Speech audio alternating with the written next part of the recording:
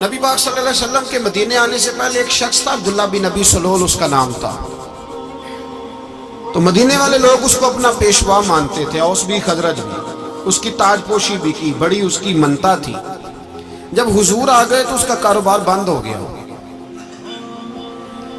اب لوگ یہ نہیں سمجھتے کہ میں غلط ہوں، لوگ کسی کے مفادات کو ٹھیس پہنچتی ہے تو مخالفت کرنے لگ جاتا ہے۔ اب اس کے حالات جب خراب ہوئے تو اس نے پتہ کیا کیا، جھوٹ موٹ کا کلمہ پڑھ لیا۔ سمجھ آ رہی ہے باتیں؟ جھوٹ موٹ کا، اور منافقوں کا ایک ٹولہ اس نے تیار کر لیا جس کا قرآن مجید نے سورہ منافقون میں ذکر کیا۔ ایک جنگ کا موقع تھا، نبی پاک صلی اللہ علیہ وسلم تشریف لے گئے تو عبداللہ بن ابی سلول بھی چلا گیا۔ حضرت عمر فاروق رضی اللہ تعالیٰ عنہ کے ایک غلام تھے، وہ پانی لینے کنویں پہ گئے۔ ادھر سے انصار میں سے، چونکہ حضرت عمر کے غلام مہاجر تھے، انصار میں سے ایک شخص پانی لینے پہلے سے آیا ہوا تھا۔ پانی بھرنے میں کوئی اختلاف ہو گیا، جھگڑا ہو گیا، مار کٹائی تک نوبت آ گئی۔ حضرت عمر کے غلام نے کچھ چیز مار دی، اس شخص کو زخمی ہو گیا۔ اس نے پکارا، عبداللہ بن ابی سلول نے سمجھا کہ موقع اچھا ہے، دوڑا ہوا آیا اور آ کر اس نے کہا، انصار مدینہ بھاگ کے آؤ، جلدی آؤ، اور بڑے غلط جملے استعمال کیے۔ کہنے لگا، اگر ان لوگوں کو تم اپنا بچا کچا کھانے کو نہ دیتے مہاجروں کو تو آج یہ تمہارے سر پہ نہ بیٹھتے۔ معاذ اللہ، ایسی باتوں پہ کہا کریں، بولے یہ روز مرہ کی گفتگو میں عادت بنائیں، کوئی ایسی بات کرنی ہو تو معاذ اللہ استغفر اللہ کہہ کے کرنی چاہیے۔ اس نے کہا کہ معاذ اللہ، اب ان کو بچا کچا نہ دیں تو یہ ہمارے سر پہ نہ بیٹھتے۔ شور کیا اس نے۔ ہمارے ہاں بھی سیانے بندے پنچایت کے لوگ، وہ کہتے ہیں تو اس برادری کے بچے سے ہی مار کھا ہے، پتہ ہی نہیں چلا، جا اسے مار کے آ، سر پھاڑا، یہ کہا پھوڑ دے اس کا سر، اور دیکھ میں دیکھ لوں گا بعد میں جو ہوگا۔ یہ عقل مند لوگوں کے مشورے نہیں، یہ جاہل لوگوں کے مشورے۔ ناراض نہ ہونا، پر یہ نبی پاک صلی اللہ علیہ وسلم نے فرمایا ہے، حضور کا فرمان ہے۔ یہ کن لوگوں کا کام ہے؟ بول کے بتائیں، بول کے۔ پڑھے لکھے سیانے بندے اس طرح کے مشورے یہ بالکل نہیں دیتے، جاہلوں کا کام۔ پکارا، مہاجر سارے اکٹھے ہو گئے، انصار سارے آ گئے، اور جب انصار آئے تو مہاجرین کو بھی پکارا، مہاجر بھی آ گئے۔ اب وہ گتھم گتھا ہونے لگے تو کسی نے جا کے محبوب پاک کے کان میں کہا، یا رسول اللہ، وہاں تو مہاجر انصار لڑنے لگے، وہ پرانی لڑائیاں پھر سے جاگ گئی ہیں۔ نبی پاک تشریف لائے، حضور نے وہاں لفظ بیان کیے، فرمایا یہ تم نے کیا جاہلوں جیسا کام شروع کیا ہوا ہے؟ یہ کون سا کام ہے؟ اللہ کرے ہم سب اس کام سے باز آ جائے، آمین تو کہنا۔ اور تو اس برادری دے منڈے کوئی مار کھائیں؟ برادری کیا ہوتی ہے؟ برادری تو تعارف کے لیے، اونچ نیچ کہاں سے آ گئی؟ کہا میرے رسول پاک علیہ الصلوۃ والسلام نے فرمایا، تم جاہلوں جیسے کام کر رہے ہو۔ صلح کرائی، بات رفع دفع کرائی، لوگ چلے گئے، معاملہ ٹھنڈا ہو گیا۔ لیکن عبداللہ بن سلول نے کہا کہ میں یہ موقع خالی نہیں جانے دوں گا، پھر گیا اور جا کے انصار مدینہ سے کہنے لگا، ایک دفعہ جا لینے دو مدینے، تم نے میری بات نہیں نہ سنی تو جو وہاں بڑے سردار بیٹھے ہیں ان سے بات کروں گا، اور معاذ اللہ ثم معاذ اللہ ہم ان بے عزت لوگوں کو مدینے سے نکال دیں گے، وہاں صرف عزت والے رہیں گے۔ یہ غلط جملے اس نے ادا کیے جس کو قرآن پاک نے سورہ منافقون میں بیان فرمایا ہے۔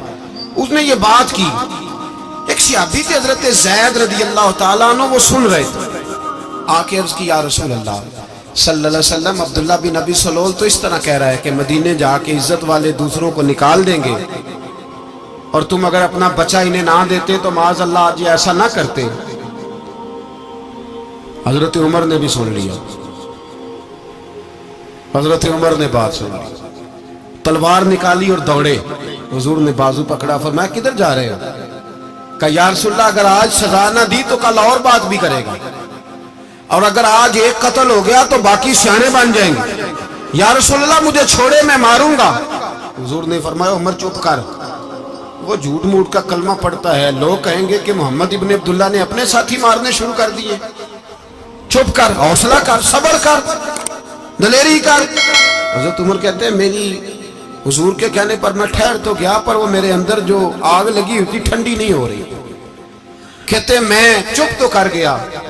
نبی پاک علیہ السلام نے پوچھا عبداللہ بن نبی سلول سے تو نے یہ کہا ہے؟ کہنے لگا شابک اللہ میں نے بات ہی نہیں کی۔ ہاں، اب لوگ کہنے لگے کہ زید تو نوجوان ہے، تو یہ بوڑھا آدمی ہے، چلو صحیح کہتا ہوگا۔ حضور بھی خاموش ہو گئے۔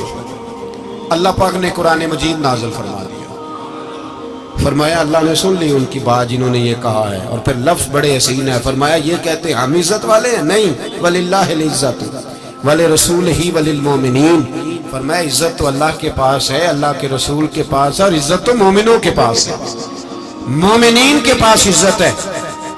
یہ قرآن پاک نے سارا مضمون بیان کر دیا کہ عبداللہ بن نبی سلول غلط کہتا ہے اور حضرت زید صحیح کہتے ہیں۔ حضور نے کچھ نہیں فرمایا، جا رہا ہے قافلہ۔ جب مدینے کی سرحد آ گئی نا، حدود مدینہ منورہ کی شروع ہوئی، تو عبداللہ کا اپنا بیٹا، اس کا نام بھی عبداللہ بن عبداللہ تھا، اپنا بیٹا اس کا بڑا مخلص جانثار غلام تھا میرے رسول پاک صلی اللہ علیہ وسلم کا، وہ تلوار لے کے مدینے کی حد پہ کھڑا ہو گیا اور کہنے لگا میرے باپ تو نے اتنی بے ایمانی کے لفظ کہے کہ میں ان کو نکال دوں گا؟ کہے اپنی زبان سے کہ میں ذلت والا ہوں، رسول پاک کو اللہ نے بڑی عزت عطا فرمائی، کہے ورنہ میں تیری گردن کاٹ دوں گا۔ بول، کہے حضور بھی عزت والے اور نبی پاک کے غلام بھی عزت، کہے اپنی زبان سے، کہے میرے رب کا یہ فرمان ہے وَرَفَعْنَا لَكَ ذِكْرَكَ، حبیب میں خود تیرے لیے تیری شانوں کو بلند فرما دوں گا۔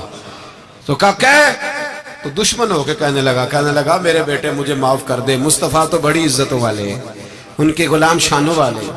جب بیٹا تلوار لے کے سامنے کھڑا ہوا، شہرت ہوئی، اب نبی پاک نے حضرت عمر کی طرف دیکھا، کہا عمر تیری بات صحیح تھی، اب جو ہوا یہ زیادہ صحیح تھا، وہ میں نے تجھے کہا حوصلہ کر، تدبر کر، وقت کا انتظار کر، یہ صحیح ہوا کہ وہ صحیح تھا۔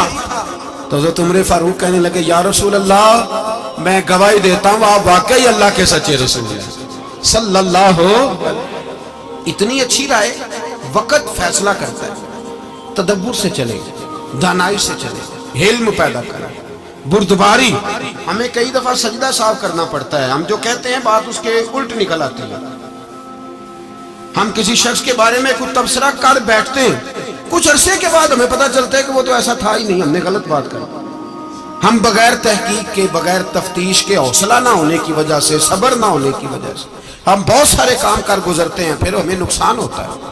اپنی زندگی میں حلم نہ چھوڑیں، حوصلہ نہ، لڑائیاں ہوتی ہیں نا گھروں میں، اس کی وجہ خامد ہوتا ہے، بیوی نہیں ہوتی۔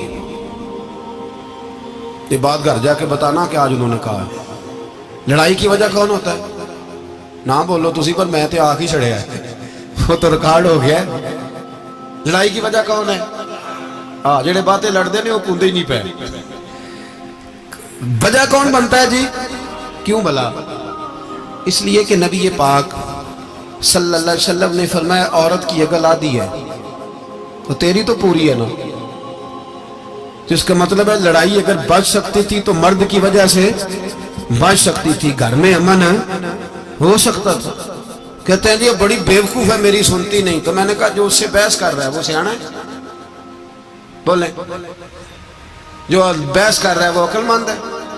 بندہ تو چلو تھا وہ دانشور، شیکسپیئر، باتیں بعض اوقات اس کی کچھ ایسی ہیں۔ اس سے کسی نے پوچھا تھا عورتوں سے کون جیت سکتا ہے بحث میں، تو اس نے کہا تھا وہ جو ان سے بحث نہ کرے، جو ان سے بحث ہے۔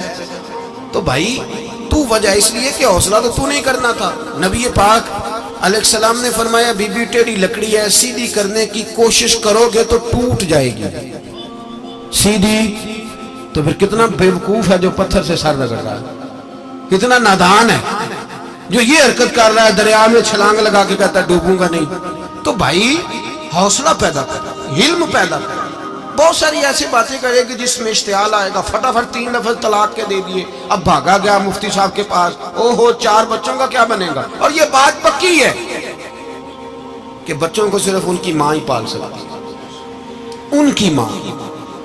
اور بات مجھے نہیں بھولتی، ایک شخص نے بیوی کو طلاق دے کے دوسری شادی کی.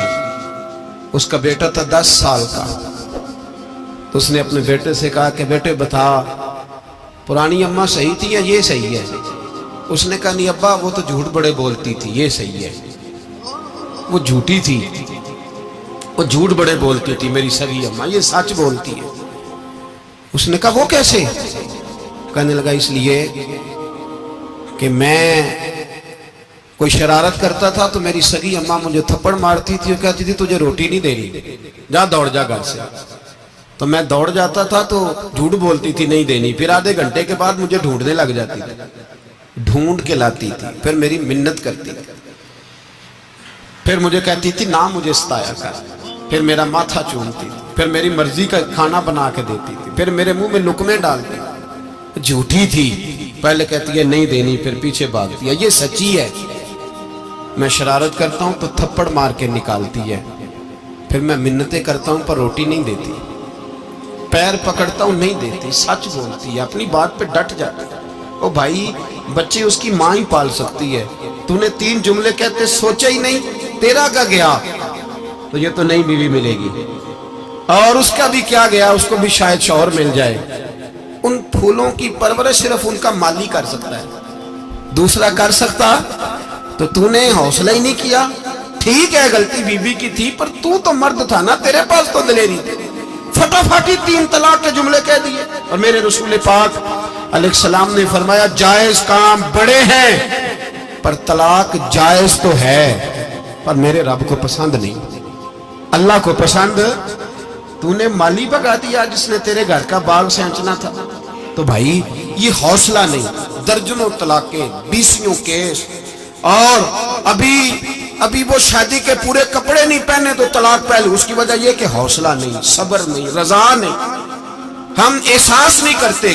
اگر تو یہ سمجھ جائے کہ بس اللہ نے جو میرے لیے بہتر سمجھا مجھے دے دیا، صحیح ہے میری آزمائش ہے کیا ہے کچھ ہے، جو اس نے بہتر سمجھا مجھے اس نے، پھر تو سکھی ہو جائے، تیرے لیے جینا آسان ہو جائے، پھر تو بہت ساری پریشانیوں سے آزمائشوں سے دور ہو جائے.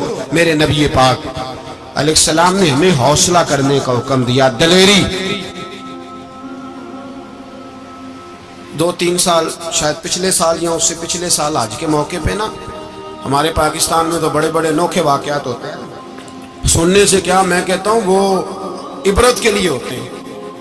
جعلی ویزے لگوا دیے حج کے کسی ایجنٹ نے، اللہ کے مہمانوں کو بھی لوگ لوٹ لیتے ہیں. جعلی ویزے لگوا دیے. اور مزے کی بات یہ ہے کہ پاکستانی ایئرپورٹ سے گزر بھی گئے وہ ویزے والے، اور احرام باندھے لوگ جدے پہنچ گئے. 4 آدمی تھے، انہوں نے ویزا دیکھا تو کہا نقلی آپ کو واپس جانا پڑے گا. اگلی فلائٹ سے وہ لوگ واپس آئے. آپ مجھے بتائیے ان کی جب وہ چھوٹے چھوٹے کلپ آئے، میڈیا نے ان کی باتیں سنی تو ان کے آنسو نہیں تھمتے تھے. ایک آدمی احرام باندھ کے گیا ہے، معمولی سمجھتے ہیں آپ؟ میرے جیسا غریب آدمی کبھی اس نے ارادہ کیا اور مدینے جانے کا لیٹ ہو جائے تو کلیجہ پھٹنے کو آتا ہے. کچھ مجبوریاں پیروں میں آ جائے، نہ جا سکے تو پتہ نہیں کتنی توبہ کرنے کو دل کرتا ہے کہ کہیں غلطی تو نہیں ہو گئی، کوئی ایسی بات تو نہیں نکل گئی. یقین کریں طبیعت پریشان ہو جاتی، یار کوئی ایسا کام تو نہیں ہوگا جس کی وجہ سے یہ بات ہوئی. 4 آدمی لوٹ آئے، حالات خراب ہو گئے، لوگ رو رو کے قصے سناتے تھے. لیکن میرے رسول پاک علیہ السلام کا حوصلہ دیکھو.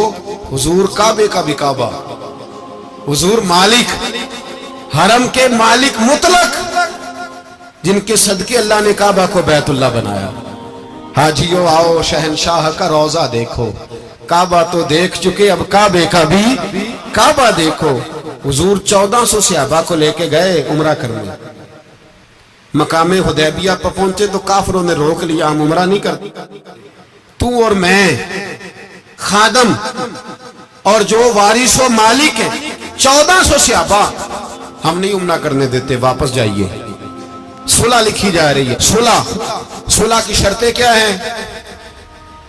مکے سے کوئی آدمی غلطی سے بھی مدینے چلا گیا، مکے کا آدمی، تو مسلمان اگر ان کے ظلم سے تنگ آ کے، مکی مسلمان کافروں کے ظلم سے تنگ آ کے مدینے چلا گیا تو مدینے والے واپس کریں گے. اور اگر مدینے سے کوئی شخص غلطی سے بھی مکے چلا گیا تو مکے والے واپس نہیں کریں گے. اتنی سخت شرائط.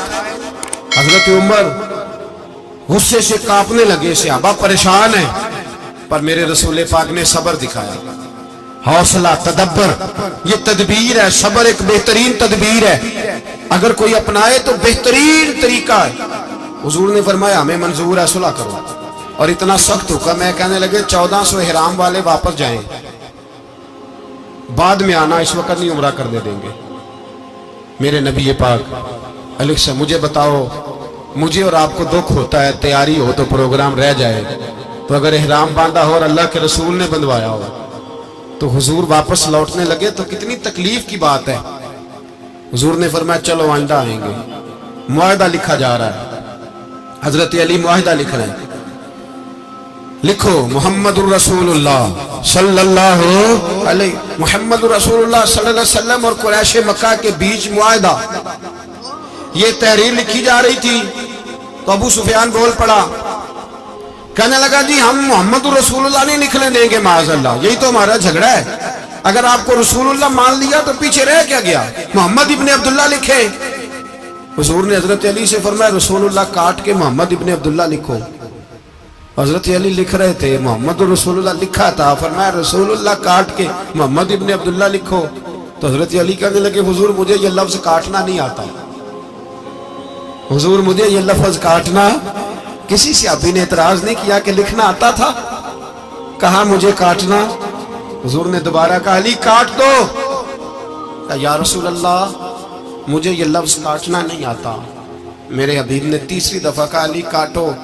تو شیر خدا نے قلم چھوڑا, ہاتھ باندھے اور کھڑے ہو کہنے لگے محبوبہ مجھے تیرے قصیدے لکھنے آتے ہیں, کاٹنے کوئی نہیں آتے. میں مجبور ہوں, مجھ سے نہیں ہوتا. کوشش کرتا ہوں, نہ قلم اٹھتا ہے نہ ہاتھ چلتا ہے. میرے حبیب پاک نے قلم پکڑا اور لفظ رسول اللہ خود کاٹ کے محمد ابن عبداللہ کرایا. بھائی وقت گزر گیا, صلح ہو گئی. یہ تدبر, یہ حوصلہ, یہ تدبیر میرے نبی نے فرمائی. اب تو 1400 کو مکے نے نہ داخل ہونے دیا, لیکن 1 سال ہی گزرا, تھوڑا ہی وقت گزرا, میرے رسول پاک 10,000 کو لے کے مکے میں داخل ہو گئے. 10,000 اس نے فائدہ دیا. حکمت کیا تھی, تدبر کیا تھا. قریش روز لڑائی کرنے آ جاتے تھے, تبلیغ ہی نہیں کرنے دیتے تھے. ان سے صلح ہو گئی تو نبی پاک نے کیسر کو خط لکھا, کیسر روم کو, ہرکل کو. دور دراز تبلیغ پھیل گئی, مسلمان 100,000 سے زیادہ ہو گئے. ان کی طرف سے اب وہ لڑائی بند ہو گئی. میرے حبیب پاک علیہ السلام کے حوصلے نے کمال دکھایا, اس تدبیر نے فائدہ دیا امت مسلمہ کو. 10,000 کا لشکر لے کے حضور کعبے میں داخل ہوئے. کل جو ابو سفیان کہتے تھے نا محمد رسول اللہ لکھنے نہیں دوں گا, آج وہ خود کہہ رہے تھے اشہد ان لا الہ الا اللہ واشہد ان محمد رسول اللہ صلی اللہ علیہ. کل جو کہہ رہے تھے کہ میں یہ لفظ نہیں لکھنے دوں گا, آج ابو سفیان کی حویلی میں لاکھوں لوگ, ہزاروں لوگ بیٹھے تھے اور سارے کہہ رہے تھے محمد الرسول اللہ محمد الرسول اللہ محمد الرسول اللہ صلی اللہ علیہ وسلم. میرے محبوب کی تدبر نے, فقاہت نے, اور پھر کمال ہوا. 1400 کہاں اور 1,44,000 کہاں. 1400 کہاں اور 1,44,000. 1400 کو نہیں جانے دیا عمرہ کرنے. میرے رسول پاک 1,44,000 کو لے کے حج کرنے چلے گئے. حضور نے حج کیا, ہر طرف لبیک لبیک کی صدائیں بلند ہوئی. یہ میرے نبی پاک کا تدبر ہے, حوصلہ ہے. اگر وقتی طور پہ حوصلہ کر جاؤ گے, دلیری کر جاؤ, آنے والا وقت آسان ہو جائے. حوصلہ نہیں, صبر نہیں, سکون نہیں. 2-4 باتیں, یہاں تک کہ لوگ ابا جی کی بات برداشت نہیں کرتے, ایسے جملے کہہ دیتے ہیں جو دوبارہ پلٹ کے نہیں آتے. ماں کو لفظ نہیں بولتے, باپ کی روح تک چھلنی کر دیتے ہیں وہ جملے. لیکن لوگ اس وقت حوصلہ کرنے, اور ہم پنجابی لوگوں نے تو گنجائش ہی بڑی دے دی ہے. کہتے ہیں بچہ آ جائے, ایک ہی ہے, ایک میں حوصلہ کرے کی ہے ماشاءاللہ. تو اگر جوان ہو گیا تو کہتے ہیں گرم خون ہے, مکہ کب. اگر بوڑھا ہو گیا تو کہتے ہیں بوڑھوں میں حوصلہ نہیں ہوتا, نہ بچے میں نہ تو کس میں حوصلہ ہوگا, بولے کسی میں بھی نہیں. چھٹی سب کو فتویٰ مل گیا نا, یہ بچہ ہے جی, ابھی یہ تو بچہ ہے, آپ تو سیانے بیانے ہیں, یہ بچہ ہے. کمال ہو گئی ہے بھائی, کیا مطلب ہے بچہ؟ بچے کو سارا پتہ ہے, ہر چیز اسے آتی ہے, حوصلہ کرنا ہی نہیں آتا. اور پھر کہہ دیا وہ تو گرم خون ہے. وہ کیا بات کرتے ہو, گرم خون؟ ابے کے گلے پڑ گیا گرم خون, اس کو کھڑا کرو نا ایس پی کے سامنے اور اس کو مار تھپڑ اس کے منہ پہ, تیرے گرم خون کا پتہ چلے. غریب کے یہ گلے پڑ گیا, اس کو کھڑا کرو ایس ایچ او کے سامنے, پھر پتہ چلے گا خون کتنا گرم ہے. وہاں بالکل چپ ہے, بالکل خاموش ہے. اور گرم خون اس کا صرف اماں کے لیے, جلال صرف رہ گیا اگر غریب گھر کی بیٹی بیاہ کے لایا تو صرف اس کے لیے. کوئی ایسی بات نہیں. ہم بڑے سیانے, ہمارا غصہ بڑا سمجھدار ہے, ہمارا وہ گرم خون بڑا سیانا ہے. وہ جہاں دیکھتا ہے کہ معاملہ ہلکا ہے تو وہاں وہ گرم خون جلال میں, اور جہاں دیکھتا ہے کہ سامنے والا تگڑا ہے تو وہاں وہ گرم خون فوراً ٹھنڈا ہو جاتا ہے. حوصلہ پیدا کرے. زندگی حوصلے مند لوگ جیتے ہیں, جو حوصلے مند نہیں ہوتے وہ تو زندگی کا ایک سال لطف سے نہیں جی پاتے. حوصلہ کریں, مسکرائیں. میرے نبی پاک صلی اللہ تعالی علیہ وسلم نے نا عثمان بن طلحہ, کعبے کی چابی ان کے پاس ہوتی تھی, تو حضور نے ایک دن فرمایا عثمان, اچھا یہ نہیں تھا کہ عثمان خاص لوگوں کو چابی کعبہ کھول کے دکھاتے تھے, بلکہ ان کو قریش کی جانب سے یہ حکم تھا کہ جو بھی تجھے کہے تو نے کعبے کا دروازہ کھول دینا. نبی پاک علیہ السلام نے نا ہجرت سے 2-4 دن پہلے کہا کہ عثمان ذرا چابی دو, میں نے کعبہ اندر سے دیکھنا ہے. بڑے ٹھنڈے دل سے ذرا سننا, ادھر دیکھو میری طرف, ادھر دیکھیے گا ذرا میرے بھائی. میں نے ایک بندے سے کہا یار پانی کی بوتل دینا دکاندار سے, ایک ہے اس نے کہہ دیا نہیں میرے پاس. اس بات کا کوئی غصہ بولیے, اور اگر وہ کہے سارے زمانے کو ملے گی آپ کو نہیں دینی, پھر بولے میرا خیال ہے چپ کر کے ہنس کے آ جائیں گے, سوال ہی نہیں پیدا ہوتا. ہم کہیں گے مجھے نہیں نہ دینی, تو نے تو دکان اٹھا یہاں سے, بند کاری سے. کیا مطلب ہے سب کو دینی ہے تجھے نہیں دینی, کیا معنی ہے اس کا؟ لے کے جاؤں گا, جھگڑا ہوگا, بحث کریں گے. عثمان بن طلحہ سے حضور نے فرمایا دروازہ کھولو, کعبہ دیکھنا ہے. عثمان کہنے لگا میں ساری دنیا کو دکھاؤں گا, آپ کو نہیں دکھاؤں گا. کتنی سخت بات ہے, پر قربان جائیں رسول اللہ کے حوصلے صلی اللہ.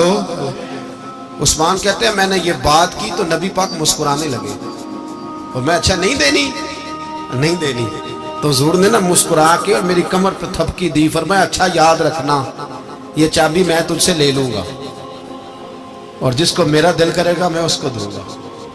عثمان کہتے ہیں روز رات کو نبی پاک کے یہ جملے میرے کانوں میں گونجتے تھے کہ حضور نے فرمایا. کہتے ہیں جس دن پتا چلا نا نبی پاک 10,000 کا لشکر لے کے آ رہے ہیں,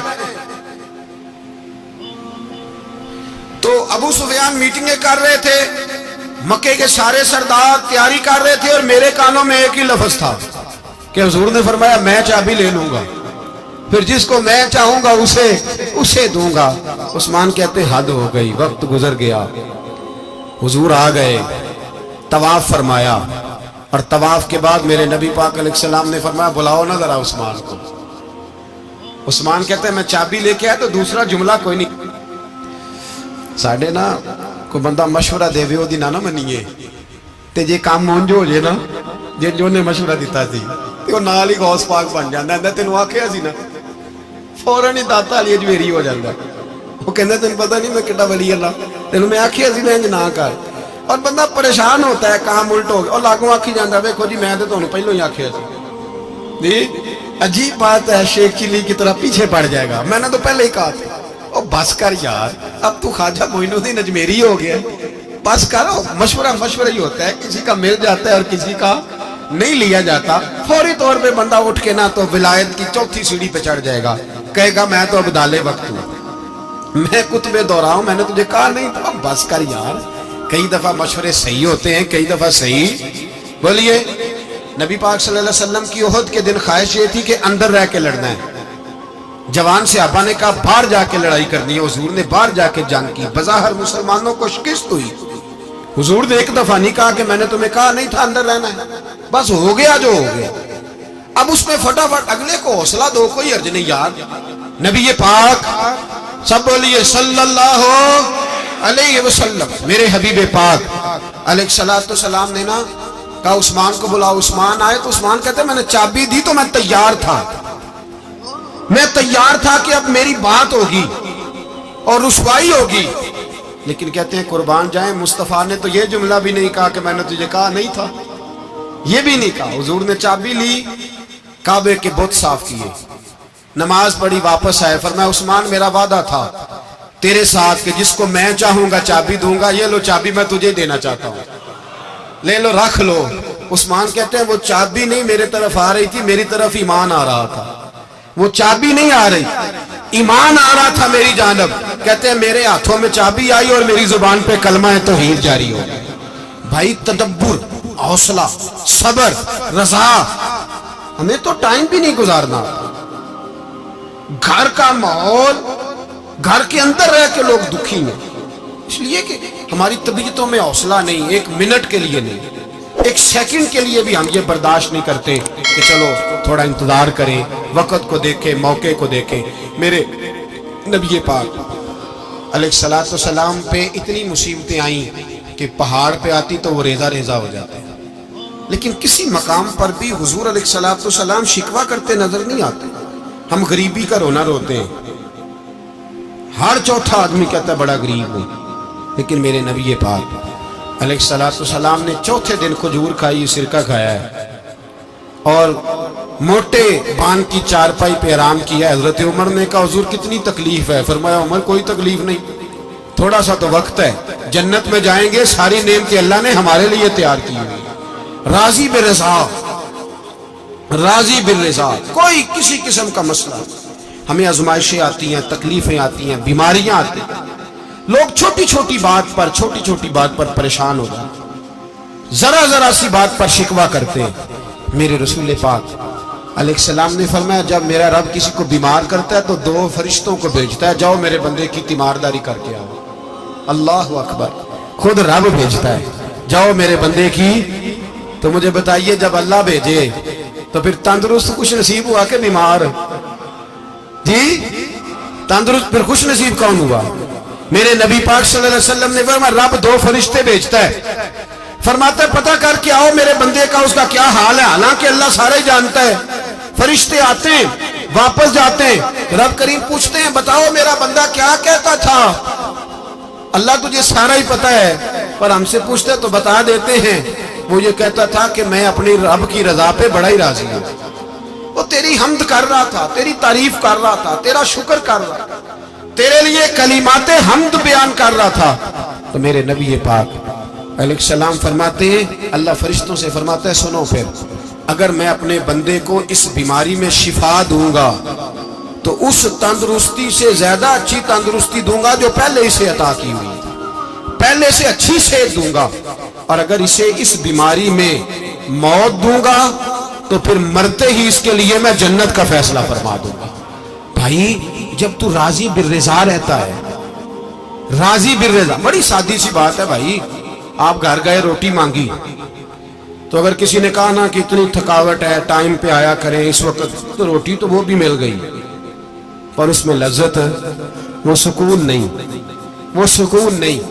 میری اماں جی سالن پکا کے رکھ لیتی تھی تو روٹی جب بھی کوئی مانگتا تھا تو تازی بنا کے دیتی تھی، ان کی طبیعت تھی. تو میں اکثر ان سے کہتا کہ اماں جی پکا کے رکھ دیا کرو. کہتے تمہیں خوشی نہیں ہوتی جب تمہاری اماں تازی پکا کے دیتی ہے؟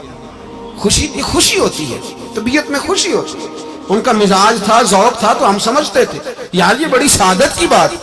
تو آپ گھر گئے رات کو تو گھر والوں سے کہا روٹی، تو فوراً اٹھے فوراً، اور انہوں نے کھانا تازہ بنایا اور ساتھ یہ بھی کہا باہر سے نہ کھایا کرے بندہ بیمار ہو جاتا ہے.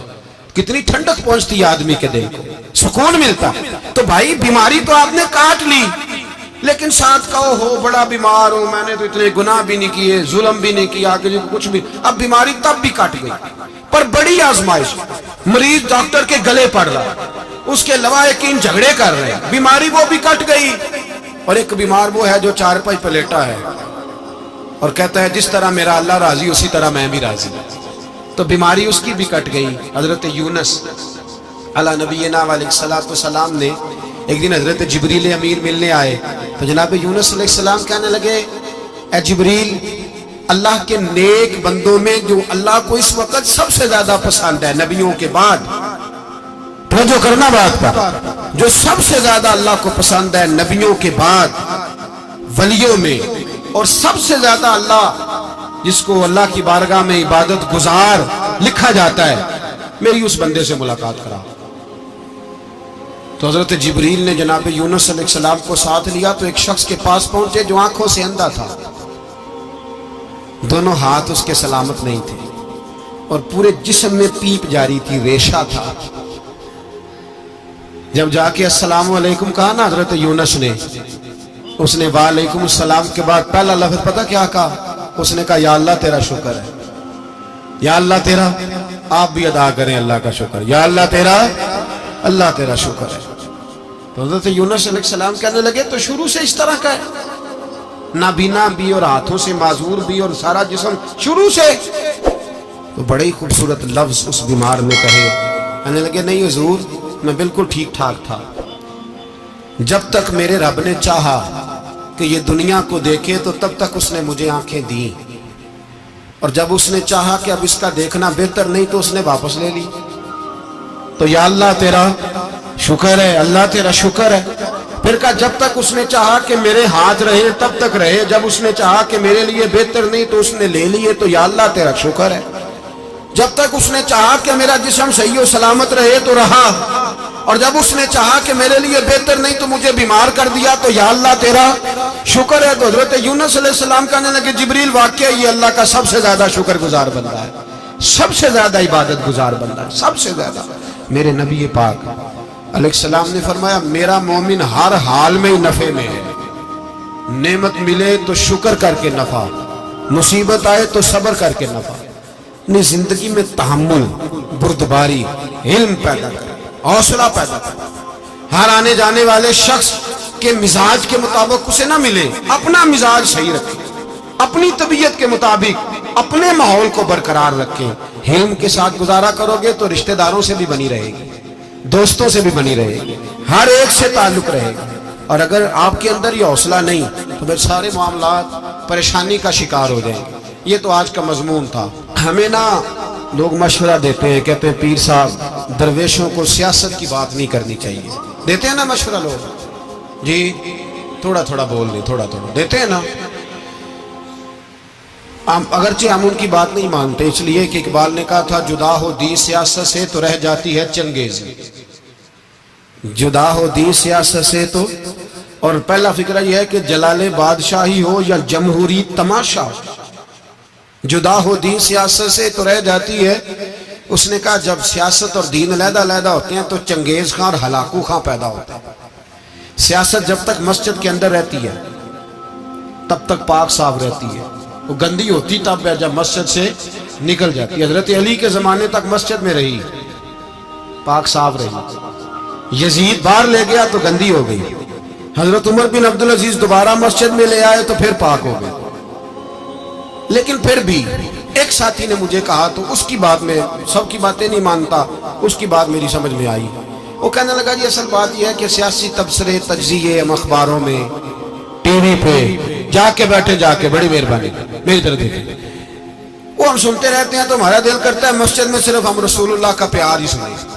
تو میں نے کہا یار تیری بات دل کو لگتی ہے، یہ بات صحیح ہے، چلو یہ نیت اچھی ہے، یہ تیرا نظریہ ٹھیک ہے، مان گئے ہم۔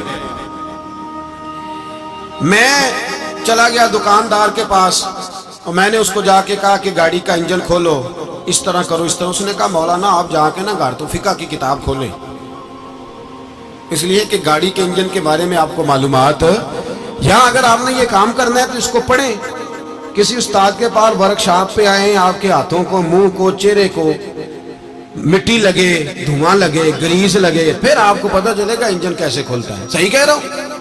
نہیں صحیح کہہ رہا؟ دعا گلا تو یہاں کر چڑی جے، صحیح کہہ رہا ہوں جی۔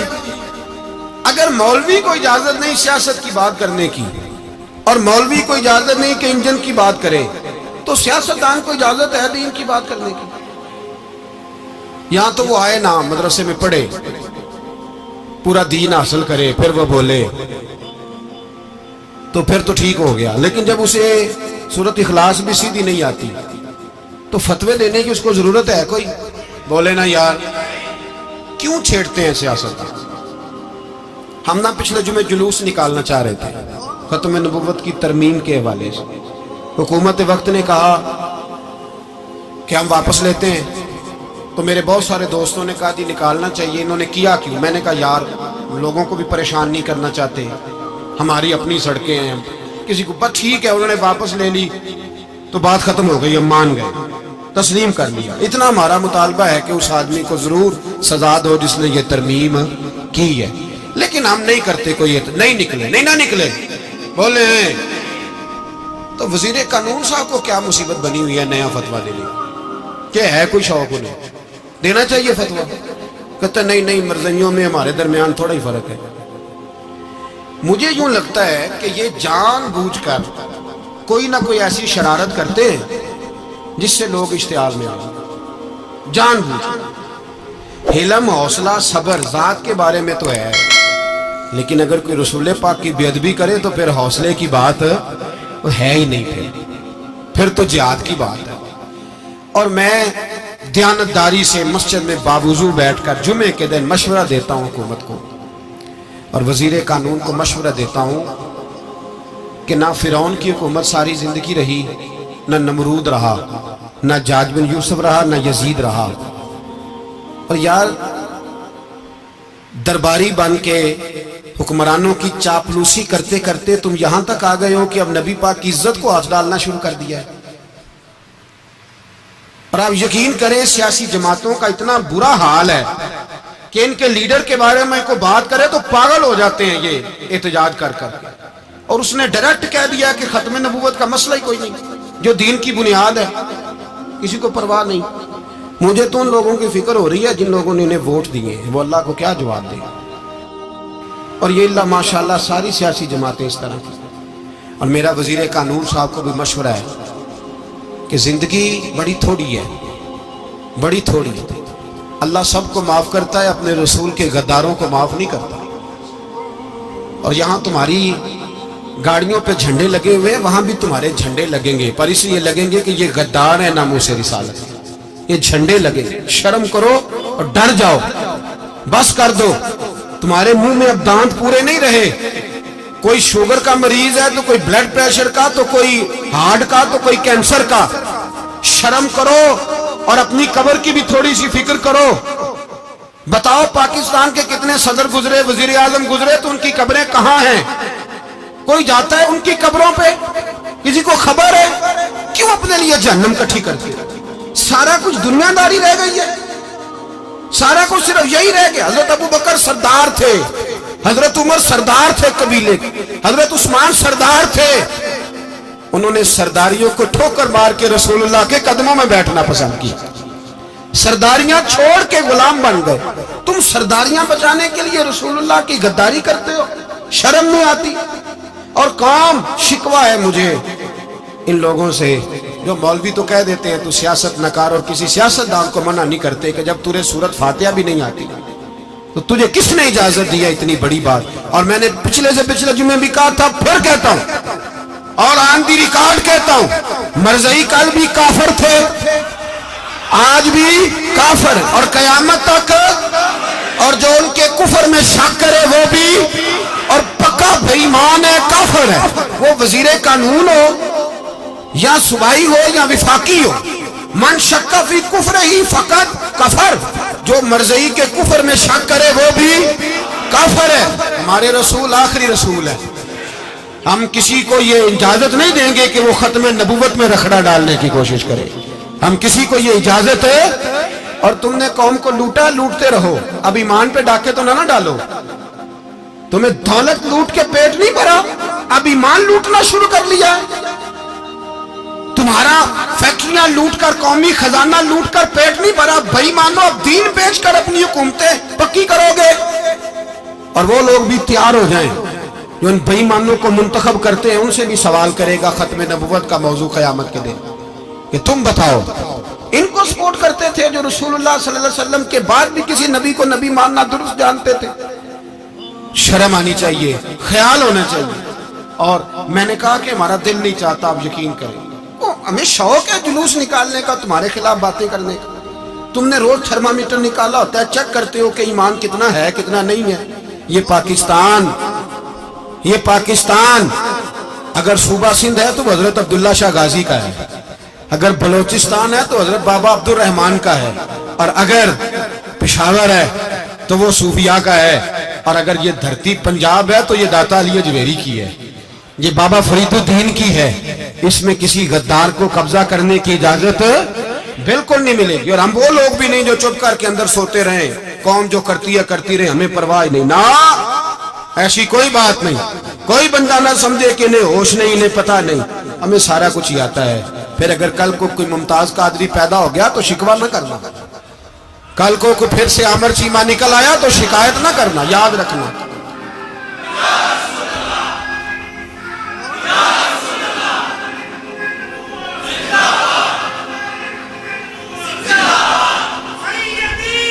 تو میرے بھائی کھل کے بول، یا نبی رسول کے صلی اللہ۔ تو یہ مشورہ،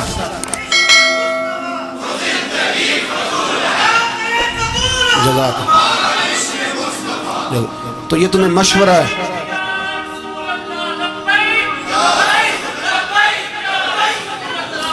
میری بات سن، یاد رکھے، یہ لوگ بعد میں پچھتاتے ہیں، پھر مناظرے کراتے پھرتے ہیں، اس نے صحیح کیا کہ غلط کیا، پھر انہیں ہوش آتی ہے بعد میں، پھر ان کے ہواری نکل نکل کے میدانوں میں دلیلیں دیتے ہیں۔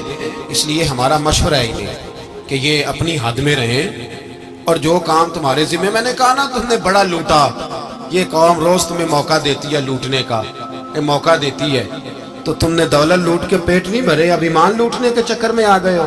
یاد رکھو، مسلمان گناہگار ہیں، غدار نہیں ہیں۔ تمہیں دولت لوٹنے کا تو شاید موقع مل گیا ہے، پر ایمان لوٹنے کا موقع نہیں ملے گا، تو اس لیے اس کو لگام دو۔ اور ویسے بھی کتا جو پالتو ہوتا ہے نا، اس کو گھر کے اندر سنگلی سے باندھ کے رکھنا چاہیے۔ یہ تمہارے بوٹ چاٹتے ہیں، بھونکتے ہیں، تمہارے حق میں وزارتیں لیتے ہیں، ہم نے تو کوئی وزارت نہیں لی تم سے، اور نہ ہمیں شوق ہے، اس لیے کہ ممبری کیا کرنی ہے جس کو ممبر رسول عطا کر دیا جائے، اس نے کیا کرنی ہے یہ ممبریاں جس کو پکا پکا ممبر رسول دے دیا جائے، تو اس لیے اس سے باہر آؤ۔ میں نے کہا بڑے بڑے نمرود، فرعون، قارون دفن ہے، تمہارا بھی نام تک نہیں ہوگا، بالکل نام نہیں ہوگا۔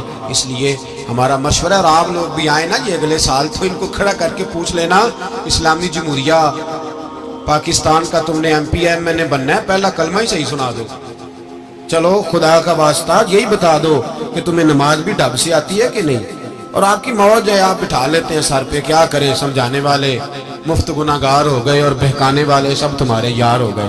اس لیے یہ چھیڑتے ہیں جان بوجھ کے، اور پھر جب کوئی ممتاز قادری علیہ رحمہ پیدا ہوتے ہیں پھر انہیں دشواری ہوتی ہے، پھر ان کا جینا مشکل ہو جاتا ہے، یہ موقع دیتے ہیں، پتہ نہیں کس کے ایجنڈے پہ عمل کر رہے ہیں۔ میرا سوال یہ ہے، میں نے پچھلے جمعے پھر میرا سوال ہے کہ میں پوچھتا ہوں اس آدمی کو ضرورت کیا ہے ختم نبوت پر بات کرنے، جب امت مسلمہ کے متفق کا فیصلہ ہے کہ مرزائی کافر، اسمبلی نے بل پاس کر دیا کہ مرزائی ان کو اقلیت قرار دے دیا، اور جب سے وہ اقلیت بنے نہ ہم نے ان کی عبادت گاہ جلائی، نہ ہم نے ان کو قبروں سے نکالا، نہ ہم نے، بس ٹھیک ہے جیسے عیسائی رہتے ہیں، یہودی سے کس ملک میں رہتے ہیں وہ بھی رہیں، اقلیت بن کے رہیں، کوئی اعتراض، پر تم انہیں کھینچ کھونچ کے کیوں قریب کرتے ہو؟ تمہارا کیا جرانہ ہے ان کے ساتھ؟ بتاؤ تو صحیح۔ ان لوگوں سے ان کو چاہیے اپنے منہ میں لگام ڈالیں، اور اگر نہیں ڈالیں گے پھر انشاءاللہ ڈالی جائے گی، اور بڑی تگڑی ڈلے گی، اور پھر ایسی ڈلے گی۔ سلمان تاثیر جب مرا تھا نا تو 5-5 لاکھ روپیہ مولویوں کو آفر کی جنازہ پڑھاؤ، 5-5 لاکھ روپیہ چھوٹے چھوٹے مولویوں کو۔ اور داتا صاحب کی مسجد کے خطیب بھی صوبائی جو تھے وہ خطیب تھے، ملازم تھے، انہوں نے کہا کہ ایمان نہیں بیچنا، نکالنا نوکری سے تو نکال دو۔ اور بادشاہی مسجد کا مولوی جس کا پتہ نہیں چلتا، کبھی کدھر چلا جاتا ہے کبھی کدھر، یہاں تو وہ بھی کھڑا ہو گیا، اس نے کہا نا ایمان نہیں بیچنا۔ گورنر ہاؤس کی مسجد کا امام کہنے لگا کہ بخشا جانا نہ جانا یہ تو رحمت الہی کا معاملہ ہے، پر اتنا گندا جنازہ نہیں پڑھنا، اتنا گندا جنازہ نہیں ہم پڑھیں گے، مرنے کے بعد تمہارے جنازے نہیں پڑھے جاتے، تمہاری قبریں خراب ہوتی ہیں، کدھر ہیں تمہاری دولتیں؟ اور وہ مولوی آج تک پتہ ہی نہیں کدھر گیا جس نے اس غلیظ کا گندا جنازہ پڑھایا. تو بھائی اپنی قبر حشر کو جب جہاں تمہارے جنازے نہیں پڑھے جا رہے تو وہاں تمہارا کیا حال ہوگا. اس لیے ان لوگوں کو چاہیے کہ اپنی زندگی اس طرح گزاریں کہ کچھ نہ کچھ منہ لے کے سرور کائنات کے پاس چلے جائیں، ورنہ ایسا نہ ہو کہ یہاں بھی پھٹکار اور وہاں بھی پھٹکار. اس لیے ہمارا مطالبہ ہے حکومت سے کہ شرم کرو اور ایسے بے ایمانوں کو کالے ناگ جو تم نے بھرتی کی ہوئے ان کو نکالو، اور اگر تعریفیں کروانی ہو تلوے چٹوانے ہو تو اندر کمروں میں ان سے چٹوا لیا کرو. ان سے کہو کہ یہاں ہماری نوکری کرو، باہر نکل کے رسول اللہ صلی اللہ علیہ وسلم کے دین کے بارے میں گفتگو نہ کرو.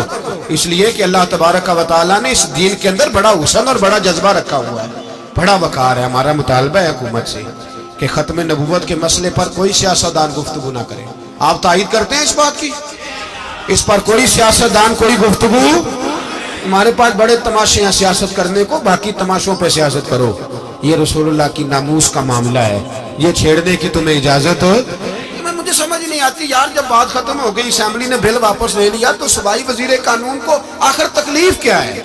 آپ کے پاس جواب ہے کوئی اس بات؟ بات ختم ہو گئی، ہم نے جلوس نہیں نکالا، چھوڑ دیا، خاموش ہو گئے. علماء نے میٹنگیں بلائی تھی کینسل کر دی، ٹھیک ہے جی بات. اب دوبارہ سے کیوں چھیڑتے ہیں؟ پھر کہتے ہیں احتجاج ہوتا ہے، شور ہوتا ہے.